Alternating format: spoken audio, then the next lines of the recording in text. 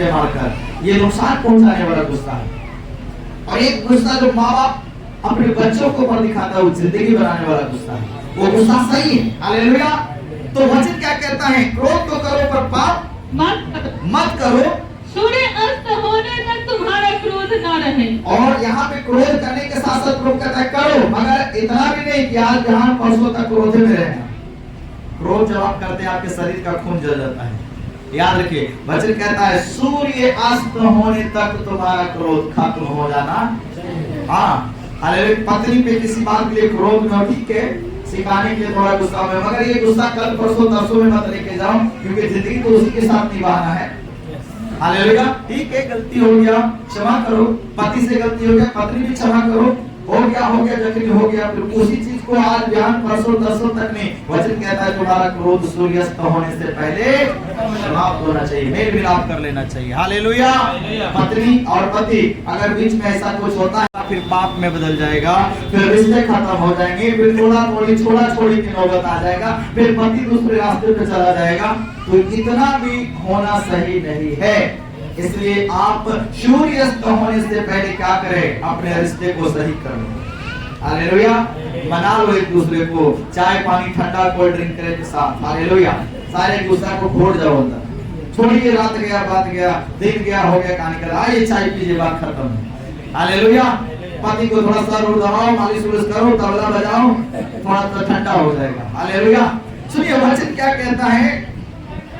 शैतान को अवसर दो। ऐसा करके कहा तो शैतान को अवसर। अगर तुम्हारा क्रोध आगे तक बना रहेगा तो शैतान को मौका मिल जाएगा तुम्हारे रिश्ते को तोड़ने के लिए, पति पत्नी में खटास डालने के लिए, पति पत्नी के रिश्ते को कड़वाहट करने के लिए, फिर शैतान को मौका मिल जाएगा। तुम वो मौका ही मत दो, मिल से रहो। तुमको पता है हम जीवन साथी, जीवन में साथ चलना है, थोड़ा उससे या थोड़ा हमसे होता है, आपस में सबका होता है। हालेलुया। पर उसको ज्यादा इतना बढ़ावा मत दो कि तुम्हारा रिश्ता ही खत्म हो जाए। हालेलुया। तो वचन क्या कहता है? शैतान को अवसर ना दो। और जल्दी से चोरी करने वाला फिर चोरी ना करे। जो पहले प्रभु में आने से पहले चोर था, बेईमान था, लुटेरा था, जो जल्दीमान था, घुसखोर था, कुछ भी था, वचन कहता है वो सारे चीज को छोड़ दो। चोरी करने वाला फिर से चोरी ना करे, और वरन भले काम करने में अपने हाथों से परिश्रम करे। वरन भले काम करने में अपने देह से, अपने हाथ से क्या करो? मेहनत करो। पहले चोरी करके काम चलता था, अब मेहनत से तुम करो। हालेलुया। तो अपने देह से लिखा, हाथ से परिश्रम करे, अपने देह से मेहनत करे, और कि जिसे प्रयोजन हो उसे देने को, इसलिए तुम कमाओ कि जिसके देने का प्रयोजन हो तुम उसको, उसके पास कुछ, उसे देने को उसके पास कुछ हो। हाँ, आप कमाएंगे, मेहनत करेंगे, तब ना आपके पास कुछ देने के लिए रहेगा। बेटा को देना है, बेटी को देना, किराया देना, बिजली बिल देना है, दशमांश देना है, दान देना है, किसी को अनाथ विधवा को सहायता, ये सब रहेगा तभी तो होगा। आपके पास सही नहीं तो कैसे होगा? तो परमेश्वर तो चाहता है कि तेरे पास रहे, मगर हम रहने वाला काम करेंगे तभी होगा। और वचन आगे कहता है कोई गंदी बात तुम्हारे मुंह से ना निकले। इन सब के साथ नए जीवन में कहता है कोई गंदी बात तुम्हारे मुंह से ना निकले। अगर गंदी बात निकलता है तो आपकी प्रार्थना का रुकावट है, आशीष का रुकावट है। तो वचन कहता है तेरे मुंह से कोई भी गंदी बात, हालेलुया, ना निकले, आवश्यकता के अनुसार वही निकले। अगर बोलना जरूरी है, वो कहना जरूरी है, तो जरूरत के अनुसार वही बोलो जो बोलना जरूरी है, जो उन्नति के लिए उत्तम हो। हाँ, आप ऐसे बात बोलिए जिससे एक दूसरे का भलाई हो, एक दूसरे का जीवन बने, एक दूसरे का उन्नति हो।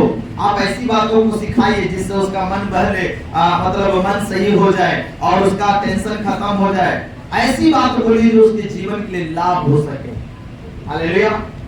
तो वचन कहता है जो उसकी उन्नति के लिए उत्तम हो, जो उसका बढ़ोतरी उन्नति के लिए उत्तम हो। और आगे पढ़ के खत्म करेंगे, ताकि उससे सुनने वालों पर अनुग्रह हो, ताकि सुनने वालों पर अनुग्रह हो। परमेश्वर के पवित्र आत्मा को शोकित मत जब आप मुंह से गलत बात बोलेंगे, जब आप परमेश्वर के भवन में नहीं जाएंगे, जब आप परमेश्वर के खिलाफ चलेंगे, इससे परमेश्वर की आत्मा को क्या होता है? दुख होता है। अगर बच्चे गलत हो तो माँ बाप को दुख होगा कि नहीं होगा? इतना मेहनत से पाले, क्या इसको हम बनाना चाहते थे, क्या बन गया, तो माँ बाप क्या करेगा? उसका आत्मा दुखी होगा। अब उसको रोक तो नहीं सकता है, उसको बना सुधार तो नहीं सकता है। हालेलुया। मगर आत्मा ही दुखी होगा। तो परमेश्वर भी ऐसा ही है, मेरे भवन में आता है, मेरा चोला पहनता है, मेरा वचन सुनता है, मेरा बेटा बेटी दुनिया में कहलाता है, और देखो ये कैसा चाल चल रहा है, इससे कितना मेरा नाम खराब हो रहा है। प्रभु को दुख होता है, कितना मेरे नाम का ऐसा निंदा करवा रहा है, कितना मेरे नाम को खराब कर रहा है। ये सब कौन कहता है ऐसे लोगों को प्रभु में आने के लिए? जब मेरा रास्ता तुझे पसंद नहीं था, जब मेरा संगति तुझे काहे के लिए आया, तो मेरी संगति में मेरा नाम क्यों खराब कर रहा है? कभी कभी माँ बाप गुस्साता है तो नहीं कहता है काहे के लिए मेरा घर में पैदा हो गया, नहीं होता तो अच्छा था। तो कभी कभी प्रभु भी ऐसे ही लोग के बारे में सोचता होगा।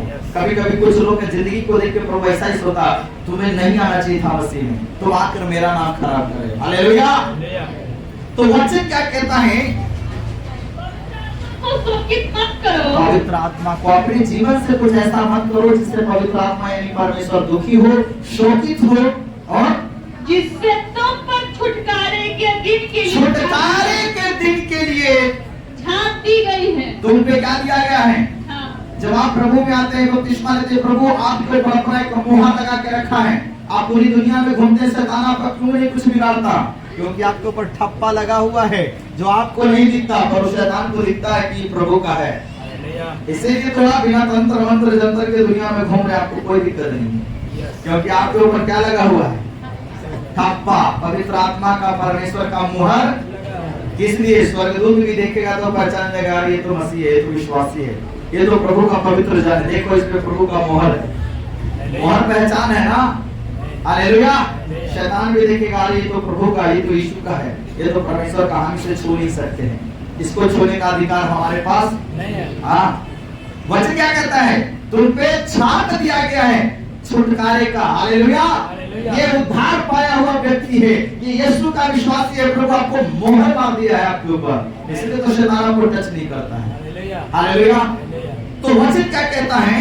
सब प्रकार की कड़वाहट और प्रकोप, सब प्रकार की कड़वाहट और प्रकोप, और क्रोध और कलह, और निंदा सब बैर भाव समेत तुमसे दूर की ये जाए। सारी चीज तुमसे दूर रहना चाहिए। घर में कलह कलेश मत करो, बैर भाव मत करो, प्यार से रहो घर में, माँ बहन बेटा बेटी भाई मिलकर। हालेलुया।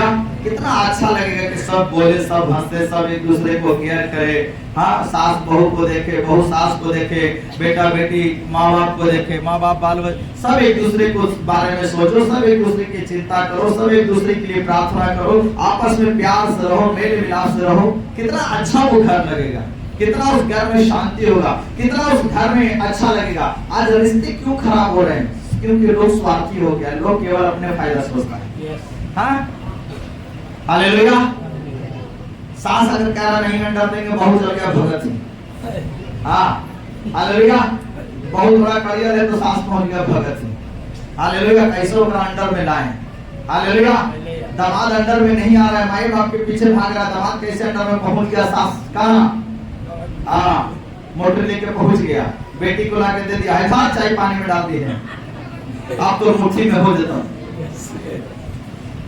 अजब बात, घर का सत्यानाश। हालेलुया। घर का क्या हो गया? प्रभु नहीं चाहता। प्रभु चाहता है घर में जितने भी मेंबर है एक दूसरे का ध्यान रखो। बाप बेटे बेटी का, पत्नी का जो भी है उसका ध्यान रखे, पूरा परिवार बाप का ध्यान रखे, एक दूसरे का देख रेख हो। परिवार प्रभु इसीलिए तो दिया है। आपको पता है जीवन साथी क्यों प्रभु कहा? आपको जीवन भर देख रेख करने के लिए प्रभु ने रिश्ता दिया है। पत्नी पति को अंत तक देखता रहे, संभालता रहे, और पत्नी पति को अंत तक देखे और संभाले। और पूरी दुनिया इस रिश्ते में बंधा हुआ है लगभग। प्रभु को आपकी चिंता है, इसलिए प्रभु आपको एक सहायक दिया। बाइबल में क्या लिखा है? आदम के लिए प्रभु ने एक सहायक दिया। हाँ, तो आदम भी पत्नी का सहायक है और पत्नी आदम का। कि प्रभु हमारे लिए चिंता करता है, इसलिए प्रभु एक सहायक दिया ताकि हमको जिंदगी भर एक पार्टनर रहे। जब हम बीमार पड़े तो पति हमें देखे, जब पति बीमार हो तो पत्नी उसको क्या करे? देखे। हालेलुया। एक दूसरे का प्रभु देख रेख करने के लिए दिया है। घर में इतना परिवार होता क्यों है? एक आदमी बीमार पड़ा है और उसको देखने नहीं जा रहा है, सुनने नहीं जा रहा है, एक गिलास पानी ना तड़प रहा है, काहे के लिए इतना घर में आदमी रहेगा? जब इतना घर में रहते हुए एक आदमी बिस्तर पे पड़ा है, मर रहा है, उसको कोई गिलास पानी देने वाला नहीं, उसको इलाज कराने वाला नहीं, उसको दिखवाने वाला, तो इतना परिवार होके कोई फायदा है? नहीं, तो फिर झूठा परिवार है, वो गलत परिवार है। हालेलुया। और जब तुम बीमार पड़ते हो तो चाहते हो कि लोग हमको देखें। कैसे? वचन कहता है जो बीज तूने बोया वो तो काटना पड़ेगा। जब तुम किसी को नहीं तो तुम्हें कौन देखेगा? तुम दूसरों को बेघर करोगे, तुम खुद बेघर हो जाओगे। तुम किसी को पति पत्नी से अलग करोगे, एक दिन तुम्हारा पति पत्नी का रिश्ता अलग हो जाएगा। याद रखिए, जो आप बीज बोएंगे आज काटिए, 10 साल बाद काटिए, काटना पड़ेगा। ये प्रभु का रूल है, ये परमेश्वर की व्यवस्था है। जो तुम बोएगा वही तुम काटेगा। हालेलुया। इसलिए वचन क्या कहता है? एक दूसरे पर कृपालु और करुणामय हो। एक दूसरे पे कृपालु और क्या हो?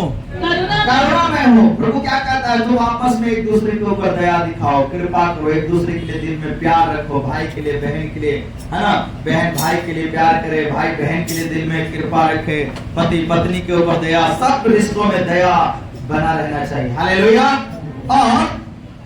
और जैसे परमेश्वर ने मसीह में तुम्हारे अपराध क्षमा किए, जैसे मसीह में आने के बाद प्रभु आपके जीवन के सारे पाप धो दिए।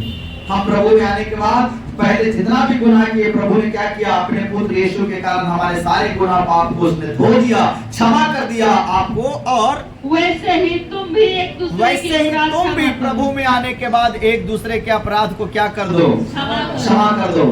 तुम्हारे साथ किसी ने गलत किया, छोड़ दो उसको, बदले की भावना मत रखो, जो किया छोड़ दो, प्रभु उसका समझेगा। हालेलुया। और इसलिए प्रिय बालकों के समान परमेश्वर का अनुकरण करो। इसलिए क्या करो? प्रिय बालकों के समान परमेश्वर का, यही मनुष्य का संपूर्ण कर्तव्य है। हम जिंदगी भर पूरे जीवन परमेश्वर का क्या करें? आज्ञाओं का पालन करें। हालेलुया।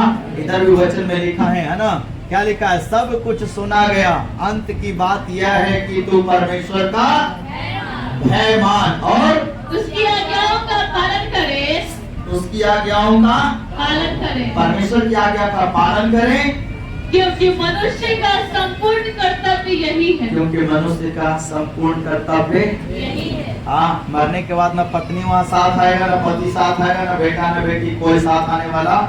यह आपका संपूर्ण कर्तव्य अगर प्रभु के वचन के अनुसार जिए हैं। आप जब तक धरती पे हैं, आपकी पत्नी के प्रति जिम्मेदारी है, बाल बच्चों के प्रति जिम्मेदारी है, सबके प्रति जो जिम्मेदारी, आप जिम्मेदारी में बंधे हुए हैं। एक और जिम्मेदारी है परमेश्वर का, आप उससे भी बंधे हुए हैं। आपको सारी जिम्मेदारी को लेकर चलना है। दुनिया का जिम्मेदारी छूट जाए तो छूट जाए, ये प्रभु का जिम्मेदारी नहीं छोड़ना चाहिए, क्योंकि ये छूट गया तो तुम्हारा अनंत जीवन छूट जाएगा।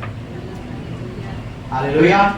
अभी दुनिया में रहते हुए सब जिम्मेदारी को निभाइए जो प्रभु ने आपको दिया है, मगर याद रहे कि परमेश्वर का जिम्मेदारी आपको बहुत ही बखूबी निभाना है, क्योंकि आपकी आत्मा का सवाल है। वहां पे कोई काम आने वाला